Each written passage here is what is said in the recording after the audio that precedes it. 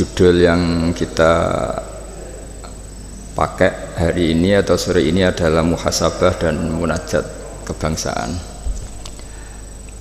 Saya cerita sedikit tentang tag resminya kebangsaan. Jadi kalau dalam bahasa Arab, kebangsaan atau komunitas itu disebut al-mustama'. Dulu Rasulullah SAW pernah mengingatkan kita semua akan hak-hak bertetangga atau hak-hak bersosial. Ada satu orang yang punya 3 hak, yaitu dia seorang muslim, berarti saudara seagama, dia kerabat Anda, berarti saudara karena kerabat, unsur genetik, 3 karena dekat. Sehingga tetangga yang seperti ini punya 3 hak, yaitu hak satu agama, satu kerabat, dan satu komunitas. Kedua, yang punya 2 hak, yaitu dekat dan seagama tapi tidak keluarga. Terus ketiga, yang punya 1 hak, yaitu atas nama mereka dekat meskipun beda agama. Sehingga dari dulu Islam tidak pernah bermasalah ketika berteman sama non-muslim, sama komunitas yang macam-macam. Karena ketika kita bertetangga, siapapun dia itu punya 1 hak untuk kita berbuat baik sebagai atas nama tetangga, disebut hakul jar. Lalu lama-lama ada komunitas yang bernama negara, baik bersistem republik maupun bersistem kerajaan atau dengan sistem-sistem yang lain, yang mengharuskan kita bersosialisasi secara baik. Nah, lalu yang jadi ciri khas pesantren, ciri khas khazanah ulama adalah berbuat baik sama orang lain itu gampang. Gampangnya itu dimulai bahwa dengan berbuat baik itu kita dapat pahala. Kedua, dengan cara tawadhu. Tawadhu itu tidak merasa benar sendiri, tidak merasa superior sendiri, tidak merasa paling top sendiri. Ada beberapa paradok ya yang mungkin menjadi pelajaran kita. Mungkin di antara kita ada yang doktor, ada yang profesor, ada yang kiai alim, ada yang macam-macam pengusaha top. Tapi seringnya orang tuanya itu kadang-kadang itu tidak tamat SD, tidak tamat SMP itu. Jadi orang nggak tamat SMP bisa mengkader atau menciptakan orang sampai doktor. Kadang-kadang kita yang dokter menjadikan anak naik kelas saja susah. Pertanyaannya yang pinter itu siapa gitu. Jadi orang awam bisa menjadikan anaknya alim, doktor, kiai. Tapi setelah kita doktor, karena mungkin hidup kita mapan atau jabatan kita mentereng, itu didik anak itu susahnya bukan main. Sehingga di sini orang harus berlatih kearifan. Dulu mungkin ketika kita kecil, karena dengan segala keterbatasan keluarga kita, juga komunitas kita, atau zaman kita itu yang menggerakkan kehidupan itu kearifan. Sehingga orang itu bawaannya sudah bijak, mengalami apa saja bijak. Misalnya nggak punya uang ya tetap punya harapan. Tapi kalau sekarang nggak, belum sudah ditabungkan, diasuransikan, sehingga orang itu kepercayaannya sama materi itu luar biasa, bergantung sama materi. Dan itu awal dari masalah ketika yang diangan-angan itu tidak ada, karena terlalu bergantung sama materi. Jika kita yang nekuni dunia ulama, nekuni dunia fikih, kita terus belajar bahwa orang-orang top itu dilahirkan dari kearifan, bukan dari hal yang bersifat materi. Kearifan ini penting. Saya beri contoh. Dulu ada orang itu kholi itu dalam bahasa Arab artinya preman. Itu dia preman sekali. Ketika Nabi Isa jalan-jalan dengan Hawariyin, kaum pilihan, bawaannya orang soleh itu mulai dulu itu menarik, meskipun bagi orang yang tidak soleh. Jadi saya ulang lagi, bawaannya orang soleh itu auranya menarik, meskipun bagi yang tidak soleh. Singkat cerita, preman ini spontan ingin bergabung nderekno Nabi Isa dan Hawariyin ini. Tapi apa yang terjadi? Si Hawari ini, pendereknya Nabi Isa itu mempercepat jalannya karena beliau nggak mau sejajar dengan preman tadi. Si preman melambatkan jalannya karena nggak ingin setara atau segaris dengan yang Hawari, karena merasa tidak soleh. Masa orang tidak soleh kok jalan bersama orang soleh, itu merasa nggak pantas. Lah yang Hawariyin merasa ingin cepat karena angkuhnya, nggak ingin jejer orang preman. Saat itu juga Allah memberi wahyu kepada Nabi Isa, wahai Isa, bilang ke santri kamu itu yang orang Hawariyin, semua kebaikannya saya hapus, dan bilang sama yang preman itu semua keburukannya tak hapus. Yang satu dihapus kebaikannya karena angkuh, yang satu dihapus kejelekannya karena tawadhu. Kata Allah, liyas ta'nifa al-amalah, dua-duanya harus mulai dari nol untuk menjadi orang baik. Yang satu kehilangan semua kebaikannya, yang satu kehilangan semua keburukannya.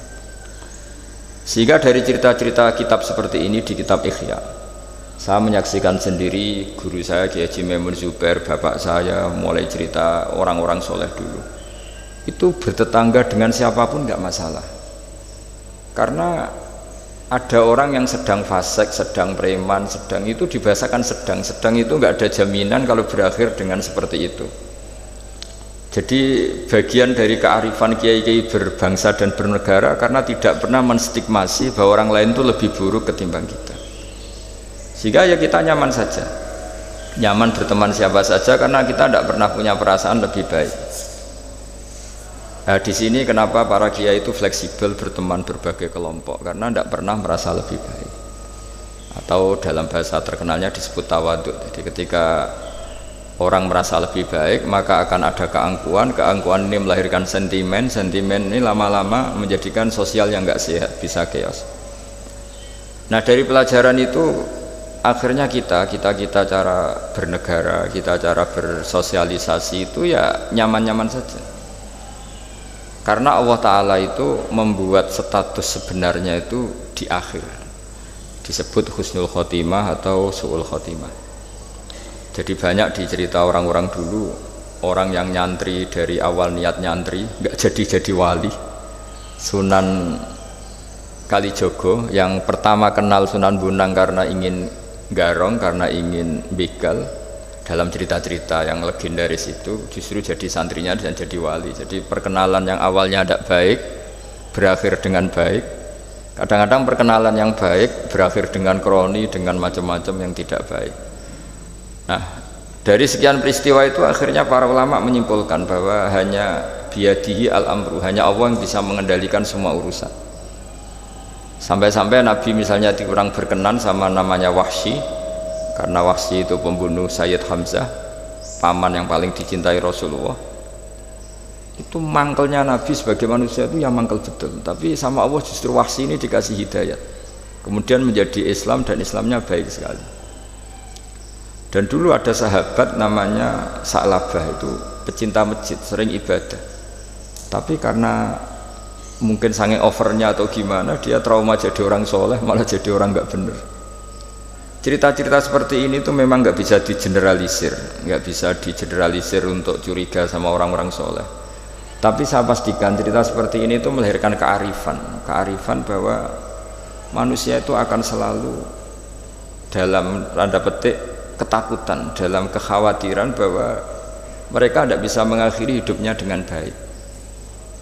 Sehingga di sini melahirkan kearifan, dan dari kearifan itu kita bernegara itu akan baik, karena kita tidak mungkin menstigmasi kelompok lain itu sangat buruk atau sangat bahaya atau ancaman, karena kita sama-sama punya kearifan untuk berkawan, bersosialisasi. Dalam kitab-kitab yang saya baca ini karena acara kampus, muhasabah yang sebenarnya itu ya dimulai dari hal-hal seperti ini. Saya sering baca kitab namanya kitab Al-Hikam, itu beri satu pemikiran besar bahwa yang kita kira baik itu ya orang lain itu. Jadi kiai-kiai kecil itu kan lakunya itu ya di acara-acara kecil itu. Ya kalau kiai besarnya datang pasti ini nggak keduman itu. Jadi acara manakipan kok kiai besar datang, wong jadi lakon itu pendak ada acara gitu saja kok yang besar datang pasti jadi tidak laku itu. Ada acara seminar di SMP kok yang datang rektor Unifek itu kan terus nggak payu yang narasumber kecil-kecil itu. Jadi dibalik datang yang niatnya merakyat justru menutup atau memahjubkan orang-orang yang harusnya jadi aktor di situ. Itu kan ibarat kita bikin toko besar di daerah-daerah tertinggal, niatnya baik supaya daerah itu maju, kebutuhannya terpenuhi. Tapi ini yang retail-retail kecil menjadi terancam. Nah, di sini terus ada kearifan dalam kitab hikam yang dijelaskan itu. Manusia itu siapa? Manusia itu orang yang saat baik saja itu ada jeleknya, apalagi saat jelek. Dulu bapak saya sering guyon itu, kalau ada imam masjid istiqomah jadi imam terus sampai tua jadi imam tuh. Kan seringnya dipuji istiqomah. Tapi kata bapak saya itu, ya gara-gara dia ini istiqomah itu tidak ada kader, sampai orang lain frustrasi jadi imam gitu. Jadi di balik istiqomahnya ini sebetulnya memahjubkan sekian kader imam gitu. Karena terus orang lain jadi imam nggak berani gitu. Dan akhirnya nggak ada kaderisasi. Tapi misalnya dia pelin-pelan juga tidak baik. Masa imam kok pelin-pelan kadang hadir kadang enggak. Orang yang terlalu mencintai istri juga gitu. Kalau terlalu harmonis pasti ibunya terancam, saudara-saudara keluarganya terancam, sehingga hubungan sosialnya dengan keluarganya kurang baik.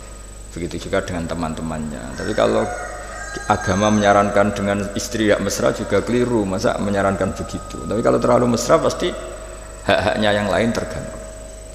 Nah ini yang disebut muhasabah. Muhasabah itu kata kitab hikam, kita harus mengevaluasi bahkan dalam hal-hal yang tadi, yang baik. Termasuk dalam kitab itu dijelaskan bahkan minta surga saja atau minta neraka itu ya kadang-kadang kurang baik. Bukan karena mintanya yang kurang baik begini. Orang soleh, ini cerita orang soleh. Nanti orang-orang yang soleh itu kalau ketemu Allah itu masih digojlok lah, masih agak-agak disalahkan gitu. Kenapa kamu ibadah terus gitu? Gusti karena saya ingin masuk surga gitu. Yang satu ditanya, kenapa kamu ibadah serius? Karena saya takut masuk neraka gitu. Akhirnya Allah ngendikan masyhur itu dalam hadis, laulam akhluk jannatan wala naron alam akun ahlan an uto'a. Lalu andaikan saya tidak bikin surga atau neraka, lalu kamu tidak nyembah saya. Berarti kamu nyembah saya karena saya bikin surga, saya bikin neraka. Andaikan saya tidak bikin surga atau bikin neraka, berarti kamu tidak nyembah saya. Kaget orang soleh ini. Padahal Allah selalu Tuhan meskipun tidak bikin surga dan tidak bikin neraka. Tapi orang bisa baik itu karena dimotivasi ada surga dan neraka. Tapi andaikan kita menyembah Allah karena surga karena neraka, problemnya lalu kalau Allah tidak bikin surga apa neraka, apa kita terus tidak baik, tidak menyembah Allah. Sehingga kalau di Quran itu ada fattakun nar, tapi ada fattakun ya ulil albab, takutlah kepada saya kalau kamu punya akal. Jadi takutnya bukan kepada tidak masuk surga atau takut masuk neraka, tapi takutnya pada Allah Subhanahu wa ta'ala. Begitu juga hubungan kita dengan istri. Tidak muji istri itu gimana? Kita misalnya ditanya, kenapa kamu mencintai istri kamu? Karena dia cantik, karena dia baik. Sebenarnya kalimat itu bahayanya adalah berarti suatu saat Mas aku naik serayu kira seneng aku. Tapi kebetulan rata-rata istri ini diomongin gitu tuh bangga karena dipuji cantik. Padahal sebenarnya ini masalah. Kalau mencintai karena cantik, suatu saat pasti tidak cantik. Artinya apa? Apapun pilihan kata kita sebenarnya ada banyak masalah. Karena tadi menurut kitab hikam, manusia itu siapa? Orang yang saat baik saja itu ada jeleknya. Kalau kamu mencintai seseorang karena dia baik, berarti suatu saat kalau tidak baik kamu tidak cinta. Bukan karena kemanusiaan. Kalau kamu menyembah Allah karena surga, andaikan Allah tidak bikin surga, berarti kamu tidak menyembah Allah. Padahal enggak, kita menyembah Allah meskipun andaikan Allah tidak bikin surga, tidak bikin apa? Neraka. Nah, evaluasi seperti ini itu dibutuhkan muhasabah, karena kita bernegara sampai sebaik ini itu barokahnya ilmu, barokahnya tawadhu. Tawadhu itu tidak pernah menvonis bahwa kelompok lain atau orang lain itu lebih baik ketimbang kita. Saya punya contoh, saya punya santri banyaklah cerita-cerita seperti ini yang tidak pati alim itu. Barokahnya ndak alim itu hidup di daerah-daerah tertinggal. Begitu juga di kampus lah, gara-gara dia tidak kumplot mungkin atau mahasiswa biasa mungkin hidup di daerah-daerah tertinggal. Barokahnya apa? Karena hidup di daerah tertinggal semuanya dia itu pionir, heroik, bikin masjid sendiri, nyari-nyari tanah sendiri. Ya sudah, akhirnya dia pendiri masjid. Begitu juga anak-anak mahasiswa yang di kampung-kampung tertinggal, mungkin dia mengadakan pipanisasi dari gunung atau apalah, bantu masyarakat, yang semuanya dia serba pionir. Tapi kita yang mungkin elit, beberapa santri yang pinter mungkin karena juara tahfidz atau juara apa terus diumrohkan ke Mekah Terus kalau ngaji di masjid mungkin ya disangoni pakai uang kas masjid. Begitu juga kalau kita kumplot mungkin beasiswa dapat dari negara, kita kuliah di Jerman, di Amerika. Nah nanti pertanyaannya ketika di akhirat itu bejo yang santri yang nggak pinter tadi, karena dia statusnya itu pendiri masjid, mengadakan masjid dari tidak ada menjadi ada. Sementara kita yang terhormat kadang-kadang hisabnya berat. Kamu ini kiai kok dapat salam template dari uang masjid. Jadi hubungan kita dengan ibadah itu mendapat, yang santri dapati pinter memberi. Mahasiswa juga gitu, mahasiswa yang kurang pinter itu hubungannya dengan negara memberi. Ada daerah tertinggal yang dia sebagai pemberinya. Pemberi itu artinya mengatur daerah situ yang tertinggal punya akses jalan, barokahnya dia, punya mata air, barokahnya dia. Kadang-kadang yang pinter hubungannya dengan negara mendapat. Nah di sini namanya muhasabah. Jadi ya tapi terus kita menyariatkan kalau gitu goblok saja Gus, ya jangan masa goblok disyariatkan gitu. Tapi kalau andekan semuanya pinter tuh ya kacau. Dunia ini ya kacau. Karena hubungannya pasti inginnya mendapat, bukan memberi. Nah, barokahnya hal-hal seperti ini alhamdulillah di Indonesia TV-TV itu juga sering memberi penghormatan kepada orang-orang yang pionir di daerah-daerah tertinggal. Nah, ini penting saya utarakan supaya perasaan kita berbangsa dan bernegara itu jaga empati sama yang lain, jaga kehormatan, jaga. Saya sebagai kiai itu ya kadang-kadang itu nangis ya di depan Allah. Orang-orang yang dulu pekerja nyari uang ya, memang ya nyari uang. Tapi barokahnya punya iman sedikit atau mungkin imannya ya biasa saja, kerja di Korea bikin komunitas masjid. Mahasiswa yang di Jerman, di Amerika juga punya komunitas bikin masjid. Padahal nanti kan di kampungnya itu mungkin orang yang sering ngerasani kiainya. Kadang kurang cocok atau masjidnya kurang gimana. Jadi kalau di daerah yang Islamnya sudah sehat itu agak-agak komplain, kerannya buntu saja sudah geger. Tapi dia ketika di daerah nggak ada masjid berikhtiar untuk bikin masjid. Jadi komunitas kesolehan itu kadang-kadang kemapanan kalau terlalu lama itu hanya melahirkan orang ingin komplain. Tapi yang tidak mapan sama sekali malah melahirkan orang itu heroik.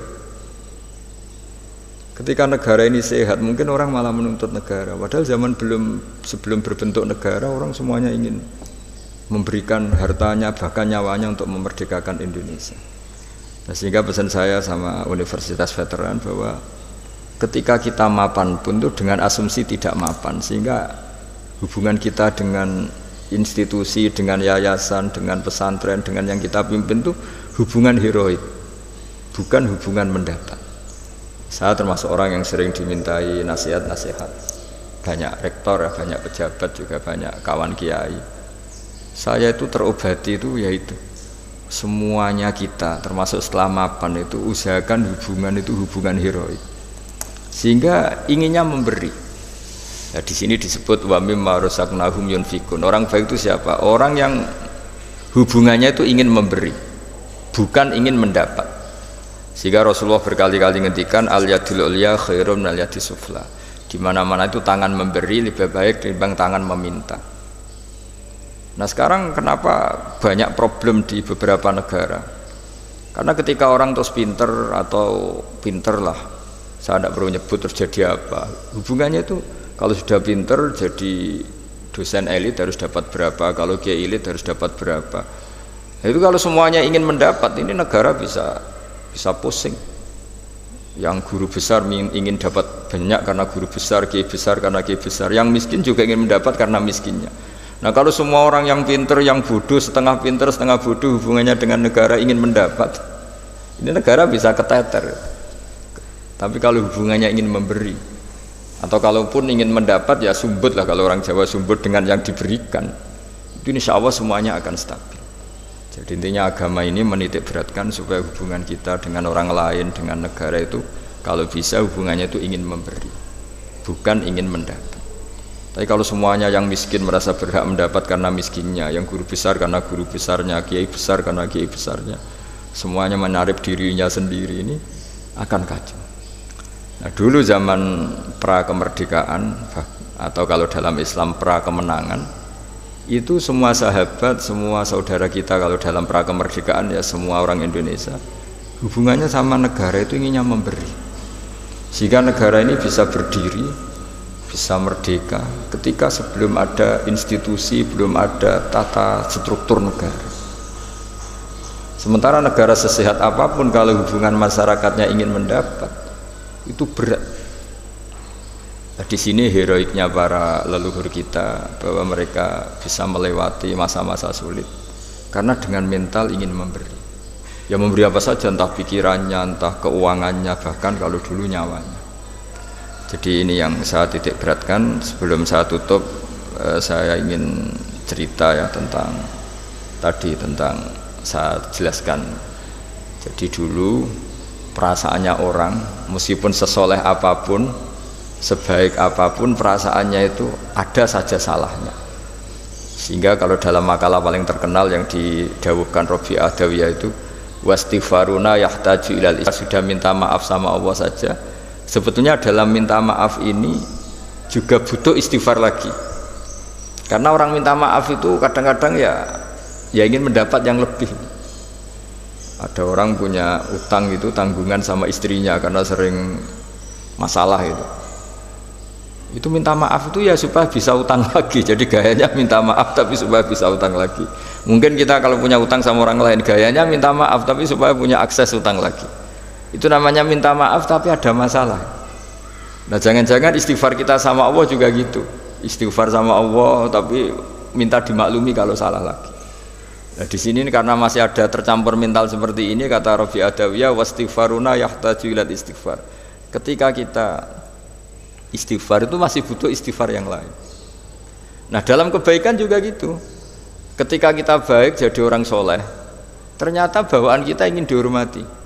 Dulu sebelum kita soleh itu ya kalau di majelis di belakang nggak tersinggung, nggak diperlakukan khusus, nggak tersinggung. Tapi setelah kita soleh, setelah kita kiai, setelah kita dosen, setelah kita rektor, kalau nggak duduk di depan tuh kayak nggak diregani.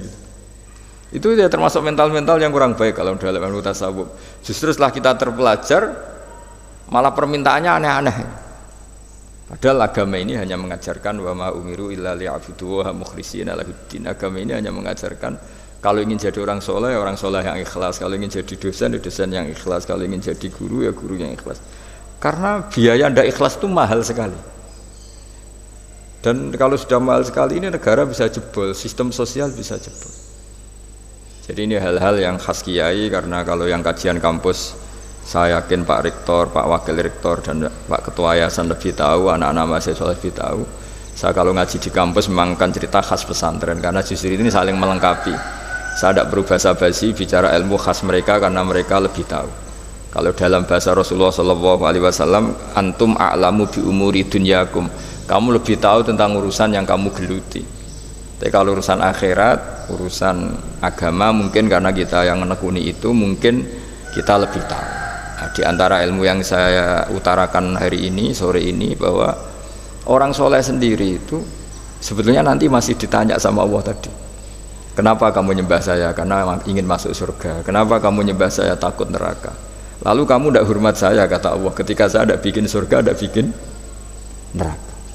Akhirnya mereka sadar bahwa ibadah itu harus murni karena Allah Subhanahu wa ta'ala, bukan karena takut masuk neraka, juga bukan karena ingin masuk surga.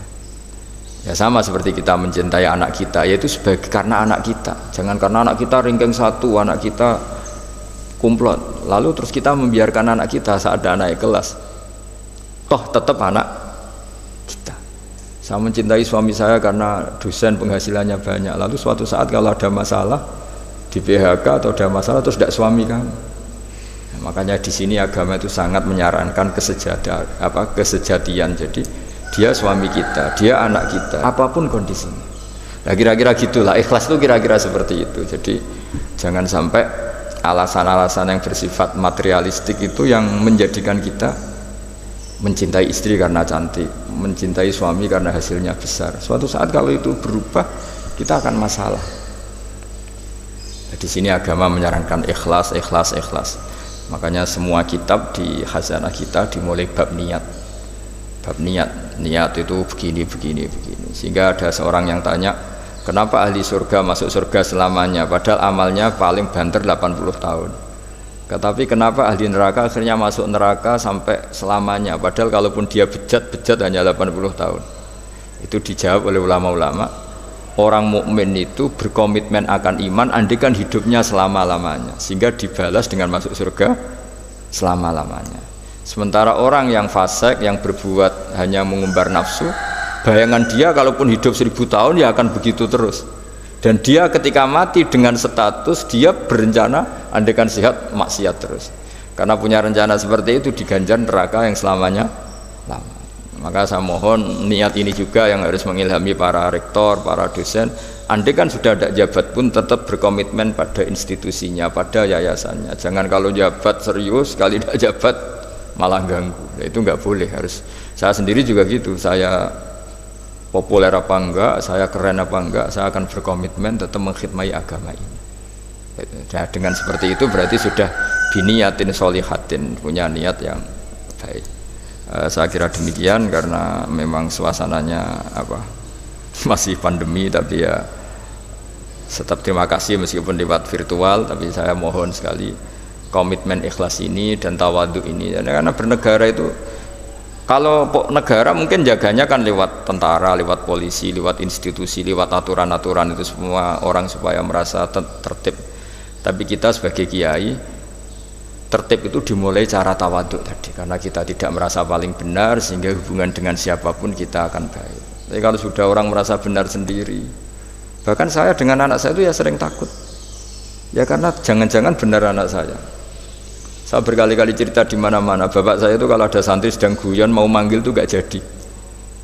Padahal beliau ingin memerintahkan untuk urusan apa? Alasannya bahagia itu mahal, sehingga kalau saya jadi manggil ganggu bahagianya santri ini. Saking tawaduknya bapak saya itu, bahagia itu mahal gitu.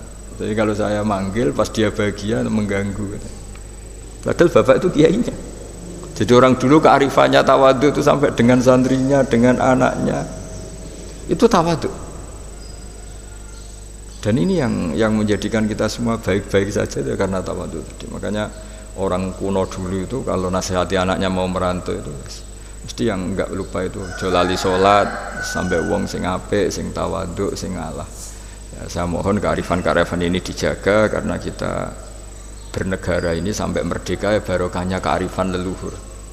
Kita sudah menikmati kemerdekaan sedemikian rupa, itu kenapa bangsa ini bisa lolos dari penjajahan? Karena orang-orang luhur dulu itu nasihatnya tunggal tadi.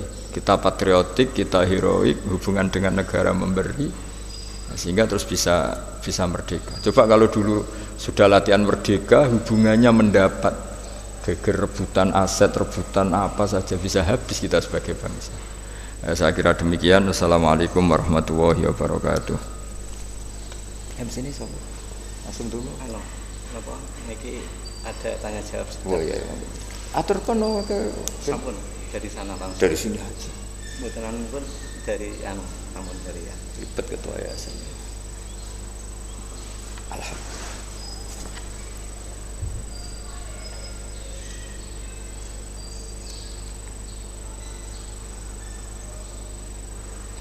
Andai kan nggak pandemi di sini 20 itu lebih cair. Nggih. Materi yang sangat menyejukkan hati kita semua pada sore hari ini, yang sangat berharga untuk kita pada sore hari ini. Teman-teman sekitar akademika universitas dan khususnya ya, begitu niat rasanya Gus. Jadi yang berada di gedung Alam 3 ini dan seluruh peserta ya, baik dari mahasiswa maupun dari umum ya, sangat antusias sekali. Saya mungkin mohon izin untuk menyimpulkan sedikit apa yang sudah kita dengarkan bersama-sama. Mutiara-mutiara ilmu dari kita sore hari ini tentang muhasabah, mengevaluasi diri, dan mukhalafah artinya menentang an-nafsul ammarah dengan tidak menuruti kemauannya. Tadi kita mendengar bersama-sama bahwa benturan al-qulub adalah dengan tidak melakukan muhasabah dan mukhalafah, yakni ketika seseorang selalu memperturutkan hawa nafsunya. Dan juga poin penting yang disampaikan oleh Gus Bak sore hari ini bahwa baik menjadi orang yang penting tetapi lebih penting menjadi orang yang baik. Dan juga yang kedua, takut sama Allah Subhanahu wa Ta'ala, bukan takut karena masuk neraka. Jangan pernah mapan kecuali di hadapan Allah Subhanahu wa Ta'ala. Dan tangan di atas lebih baik daripada tangan di bawah. Maaf kalau ada yang salah dari apa yang sudah saya simpulkan. Itu rekan-rekan yang ada di gedung alam P3 ataupun seluruh peserta kalau ada pertanyaan ini coba saya bacakannya. Mas Linda, saya dibantu Mas Linda. Ini yang lainnya banyak sekali. Nah silakan, saya di WA itu kalau dipakai presiden sama menteri kalau virtual bagus.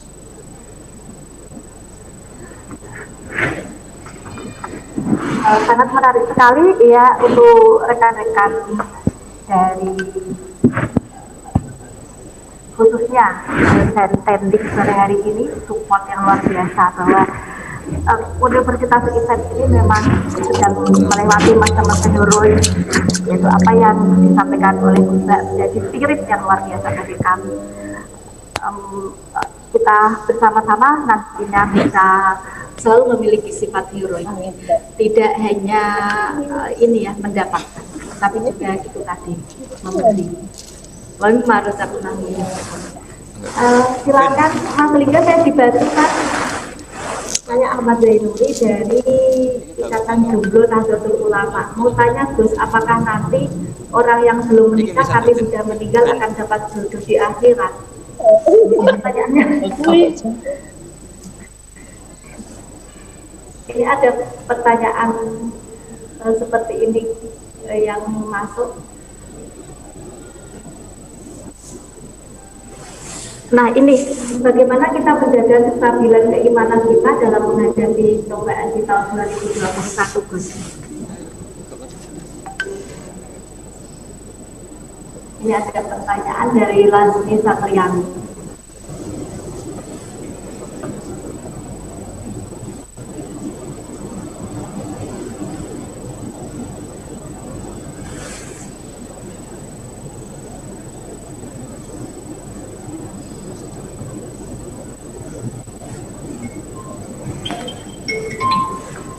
Ya. Iya.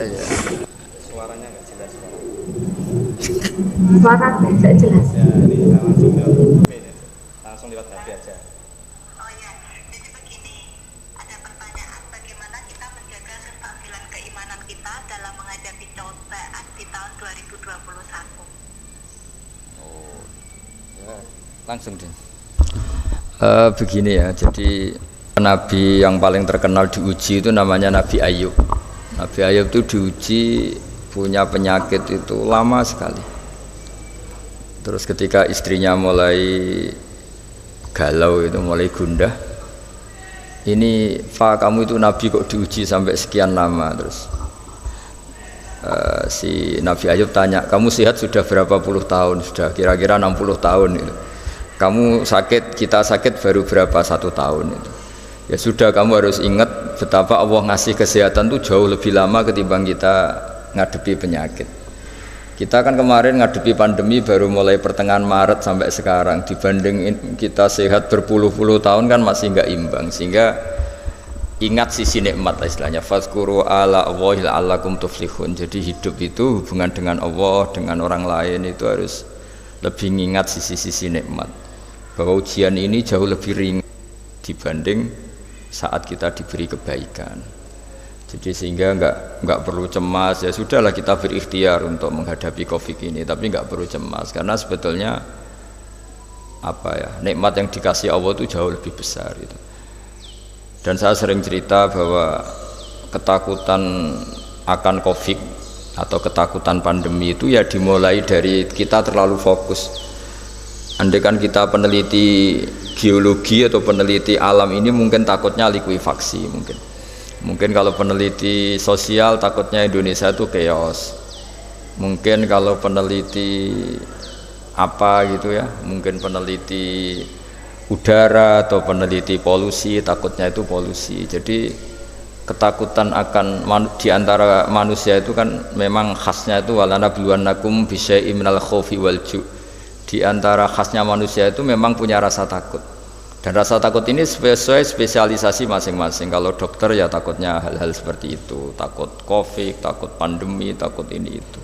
Mungkin kalau pakar sosial takutnya kalau Indonesia ini chaos, saling ancam, saling menikam gitu. Nanti takutnya orang ekonomi Indonesia ini kalau sampai mengalami kebangkrutan dan sebagainya. Tapi apapun itu kita yakin bahwa mulai dulu ada masalah dan kita selalu bisa melewati dengan baik. Satu ya karena tawakal, dua karena ikhtiar-ikhtiar yang secukupnya untuk menghadapi pandemi ini. Ya kira-kira seperti itulah untuk menghadapi supaya kita imannya tetap stabil, karena hubungan Allah dengan kita jauh lebih banyak memberi nikmat ketimbang ujian-ujian, ada ujian kayak pandemi itu. Dengan demikian sesuai anjuran Allah, fazkuru ala Allah, jadi orang itu disuruh ingat sisi-sisi pemberian Allah, bukan sering ingat sisi-sisi ujian Allah Subhanahu wa taala. Wes, terang cukup.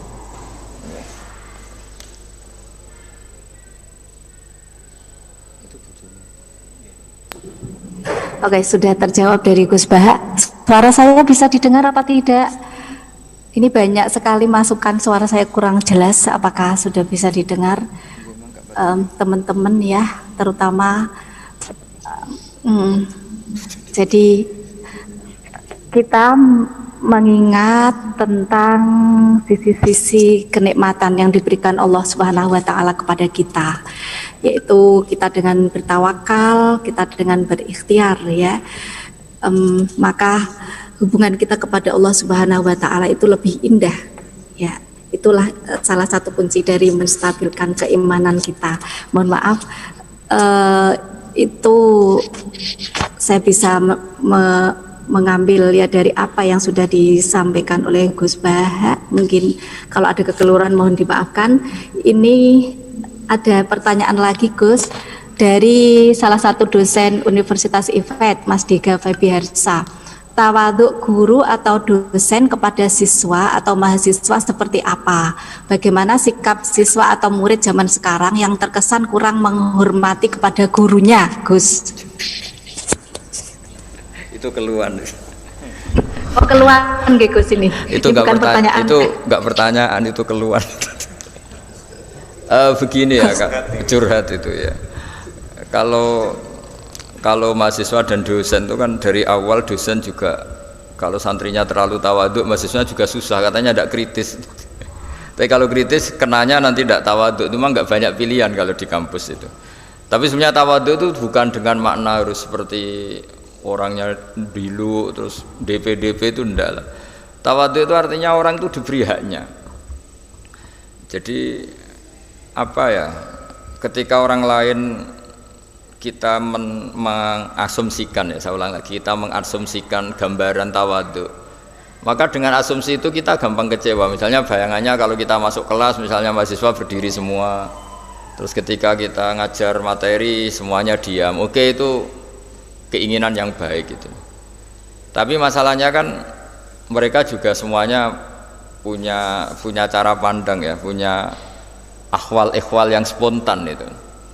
Mungkin mereka nggak nyaman ya kalau terlalu mendengarkan karena ilmu itu sudah pernah dibaca, sehingga kelihatan gojekan karena merasa ilmu itu tidak penting karena ilmu itu sudah dia kuasai. Atau mereka terus malamnya itu begadang sehingga pas ajaran itu ngantuk itu. Jadi sering sesuatu yang kita anggap nggak tawaduk itu kondisi objektif yang dialami.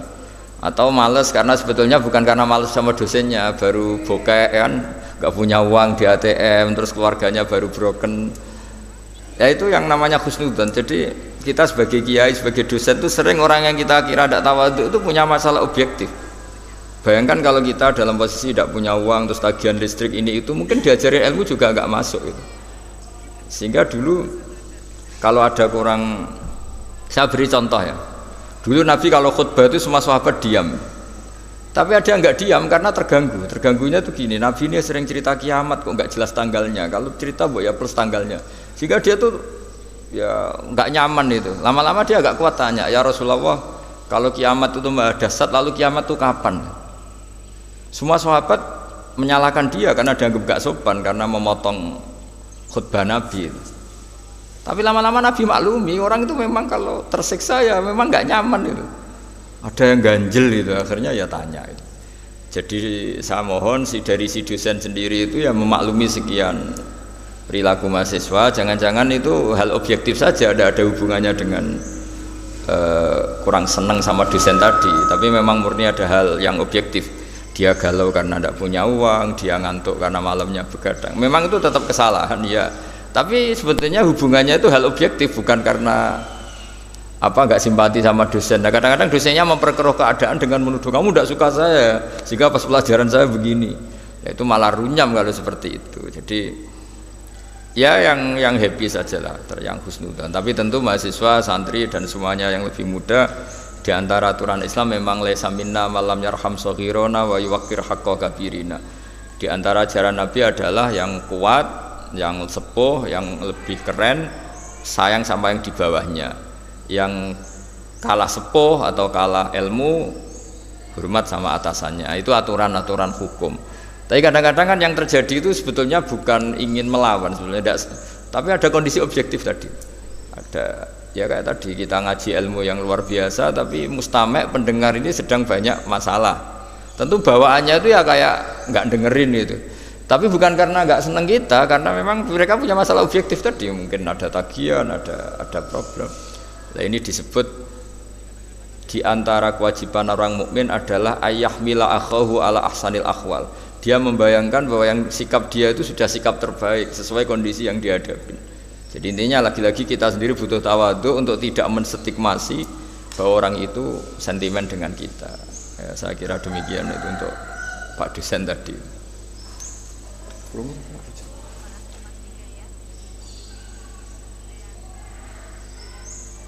Orang itu bojone Pak Muhlis tapi berangkat ke Pak Muhlis. Ternyata lagi galau ono buku. Lihat kondisi kita sendiri butuh tawadhu untuk tidak menstigmasi, berdamai dengan kenyataan dan juga kita selalu berpositif thinking seperti ya, itu. Ada masih banyak pertanyaan ini Gus Bah, tapi ini agak berbeda dari tema kita sore hari ini tentang muhasabah. Dari Rizda. Assalamualaikum, izinkan saya bertanya Gus, saya ingin bertanya dalam golongan aswaja apakah datangnya Imam Mahdi wajib kita imani seperti itu. Ada masih banyak pertanyaan ini Gus Bah, tapi ini agak berbeda dari tema kita sore hari ini tentang muhasabah. Dari Rizda. Assalamualaikum, izinkan saya bertanya Gus, saya ingin bertanya dalam golongan aswaja apakah datangnya Imam Mahdi wajib kita imani seperti itu. Ada masih banyak pertanyaan ini Gus Bah, tapi ini agak berbeda dari tema kita sore hari ini tentang muhasabah. Dari Rizda. Assalamualaikum, izinkan saya bertanya Gus, saya ingin bertanya dalam golongan aswaja apakah datangnya Imam Mahdi wajib kita imani seperti itu. Ada masih banyak pertanyaan ini Gus Bah, tapi ini agak berbeda dari tema kita sore hari ini tentang muhasabah. Dari Rizda. Assalamualaikum, izinkan saya bertanya Gus, saya ingin bertanya dalam golongan aswaja apakah datangnya Imam Mahdi wajib kita imani seperti itu. Ada masih banyak pertanyaan ini Gus Bah, tapi ini para hadirin yang dirahmati Allah Subhanahu wa taala, banyak sekali pertanyaan pada sore hari ini, antusiasme ya, kita selalu haus akan ilmu dan juga pengetahuan yang menyejukkan. Sore hari ini closing pertanyaan dari Mas Rizda ya. Assalamualaikum, saya bacakan sekali lagi. Gus, saya ingin bertanya dalam golongan aswaja para hadirin yang dirahmati Imam Mahdi wajib kita imani. Terima kasih. Berbeda agak bergeser dari tema. Selalu haus akan ilmu dan juga pengetahuan yang menyejukkan. Sore hari ini closing pertanyaan dari Mas Rizda ya. Assalamualaikum, saya bacakan sekali lagi. Gus, saya ingin bertanya dalam golongan aswaja para hadirin yang dirahmati Imam Mahdi wajib kita imani. Terima kasih. Berbeda agak bergeser dari tema. Selalu haus akan ilmu dan juga pengetahuan yang menyejukkan. Sore hari ini closing pertanyaan dari Mas Rizda ya. Assalamualaikum. Assalamualaikum, saya bacakan sekali lagi. Terus saya ingin bertanya dalam golongan aswaja. Para hadirin yang dirahmati Allah wajib kita ta'ala. Terima kasih. Berbeda agak bergeser dari tema. Selalu haus akan beberapa tahun yang sore hari ini itu dihukumi wajib. Tapi tidak sewajib iman-iman yang lewat hadis mutawatir atau hadis masyhur. Karena ini wilayah yang sensitif. Sensitifnya begini ya, kata Mahdi sendiri itu nama apa gelar. Kalau itu nama berarti ada orang namanya Mahdi yang datang di akhir zaman. Padahal faktanya nanti yang datang itu orang bernama Muhammad, bapaknya adalah namanya sama dengan bapaknya Nabi. Iwafiku ismuhu ismi wa abuhu abi. Jadi namanya itu sama dengan nama Nabi dan bapaknya sama dengan nama bapak Nabi. Sehingga Mahdi di sini bisa saja artinya itu orang yang dapat petunjuk yang datang di akhir zaman. Nah, kalau sampai tanya iman, ya kita iman, tapi tidak seketat atau sewajib iman wajibnya sholat, wajibnya puasa. Jadi sama-sama berstatus wajib iman tuh ya ada kelasnya ya, ada kelasmennya. Jadi kalau sesuatu itu mujma' alaih atau mutawatir itu tingkat kewajibannya itu ekstrim itu. Tapi kalau dari riwayat yang di bawah itu ya sama-sama masih wajib, tapi ya wajib-wajib yang jauh di bawah itu. Ya intinya proporsional lah. Jangan lalu hidupnya Anda dihabiskan untuk membayangkan nanti Mahdi itu wajahnya kayak apa, terus cara perangnya kayak apa. Lama-lama kamu filmkan itu malah gak karu-karuan tuh kalau khayalnya sudah ya sekedar iman, tapi tidak seiman kalau kita wajib membenarkan Rasulullah Muhammad SAW dengan segala apa yang dawuh beliau, yang sampainya kita lewat thariqut tawatur dengan cara yang sangat masyhur, sangat terkenal dan diijma'i ulama. Nah yang kelas-kelas seperti ini yang imannya itu harus benar-benar ketat. Tapi kalau riwayatnya itu mutawatir yang di bawah itu atau masyhur atau apalagi ahadi yang meriwayatkan hanya personal rawi tidak konsensus, itu tingkat imannya di bawah itu. Ya samalah seperti hukum sosial umumnya. Kalau informasi ini masif dan semua TV memberitakan misalnya, dan semua yang orang adil percaya, mulai pejabat rakyat tahu ya. Tapi kalau informasinya baru personal di bawah itu ya tingkat imannya juga. Jadi intinya sama-sama wajib itu kualitas kewajibannya beda-beda sesuai kualitas riwayat tadi. Ya saya kira demikian. Langsung doa. Al-Fatihah. A'udzubillahi minasyaitonir rajim. Bismillahirrahmanirrahim. Alhamdulillahirabbil alamin arrahmanir rahim maliki yaumiddin. Ihdinas siratal mustaqim siratal ladzina an'amta 'alaihim ghairil maghdubi 'alaihim waladdallin. Amin. Bismillahirrahmanirrahim. Allahumma ya Rahman ya Rahim ya Allah, nas'aluka bi anna lakal hamda la ilaha illa antal hannanal mannan. Ya badi'as samawati wal ardi ya hayyu ya qayyum ya dzal jalali wal ikram, tusalli wa tusallim ala habibika Muhammad wa ala alihi washabbihi wa barik wasallim ajmain. Wa anta ja'alana ya Allah min ahlil buddi wal widad. Allahumma alif baina qulubina wa aslih dzata bainina wa barik fi ahli Indonesia ya wasma'hum ala kalimatin wahidah kalimatin sawa kalimatis silmi waj'alna ya Allah mutanasihina fika mutabadzilina fika ya Allah ya Allah ya Allah mutawatina fika waj'al himmatana al-ulya ya wa ila kalimatika al-ulya ya Allah. Rabbana atina fid dunya hasanah wa fil akhirati hasanah wa qina adzabannar waj'alna salimin ghanimin mu'afin min kulli bala'id dunya al akhirah. Nas'aluka al-'afwa wal 'afiyata lana wa li umara'ina wa li ra'iyatina fi Indonesia ya Allah. Rabbana atina fid dunya hasanah wa fil akhirati hasanah wa qina adzabannar. Sallallahu alaihi sayyidina Muhammad sallallahu alaihi wa sallam. Subhana rabbika rabbil izzati amma yasifun wa salamun alal mursalin walhamdulillahi rabbil alamin. Bismillahirrahmanirrahim. Khairil maghdubi 'alaihim waladdallin. Assalamualaikum warahmatullahi wabarakatuh. Waalaikumsalam warahmatullahi wabarakatuh. Sore hari ini rasanya sangat kurang sekali waktu kita bersama Gus Bahak, tapi alhamdulillah Allah memberikan kesempatan dengan siraman beliau yang menyejukkan hati kita semuanya pada sore hari ini. Sebenarnya masih banyak sekali pertanyaan yang kita rangkum di sini ya, yang beberapa ada yang masih mirip jadi terjawab tadi tentang ikhlas. Kemudian pertanyaan-pertanyaan lain mohon maaf ya, karena waktu beliau sangat terbatas, jadi tidak bisa membersamai kita sampai waktu yang